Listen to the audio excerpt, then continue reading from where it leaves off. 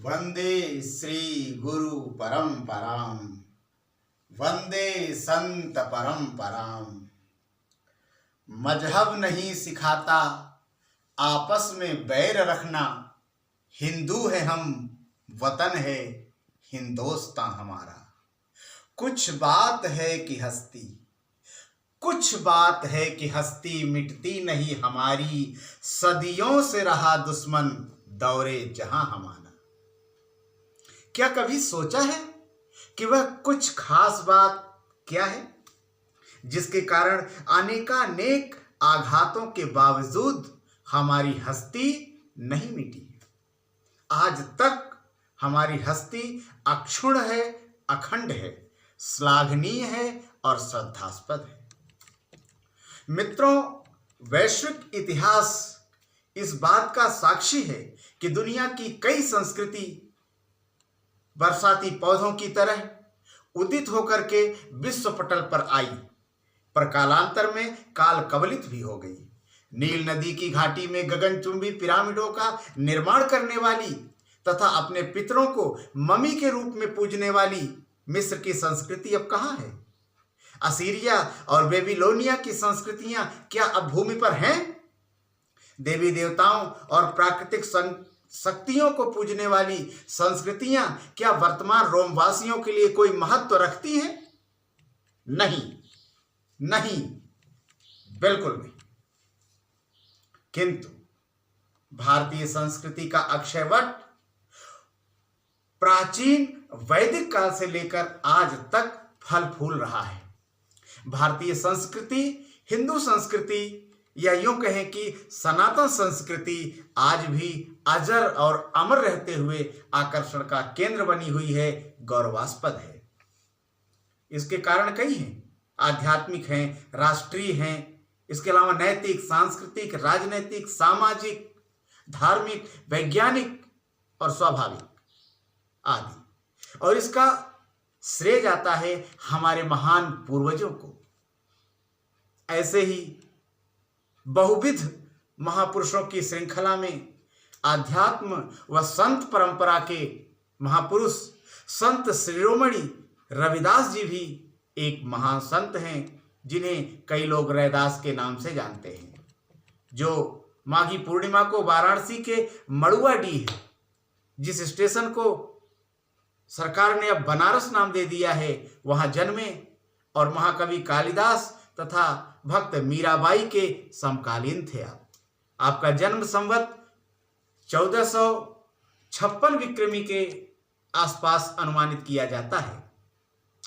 यद्यपि इतिहासकार इनका जन्म संवत 1470 मानते हैं, पर उनका जन्मदिन रविवार को था और उस दिन माघी पूर्णिमा थी। इस बात पर लगभग सभी एक मत हैं।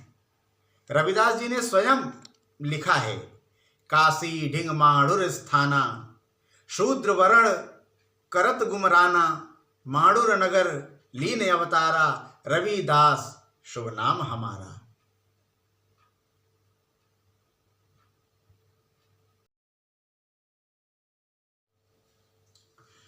काशी डिंग माणुर स्थाना, शूद्र वर्ण करत गुमराना, माणुर नगर लीन अवतारा, रविदास शुभ नाम हमारा। वह ऐसे बाल संत थे जो 12 वर्ष की अवस्था में ही स्वयं सीताराम की मिट्टी की मूर्ति बना करके पूजा किया करते थे। इनके गुरु रामानंद थे, इसलिए कबीर इनके बड़े गुरु भाई हुआ करते थे। और मीराबाई तथा उनकी सास रानी झाली इनके शिष्य थे। संत रविदास चर्मकार थे, पर इस व्यवसाय में उनकी कोई रुचि नहीं थी और व्यवसाय करते हुए भी वे उससे निष्प्रिय रहते थे। उनका अधिकांश समय और उनका अधिकांश धन भी साधुओं की सेवा में ही व्यय हुआ करता था।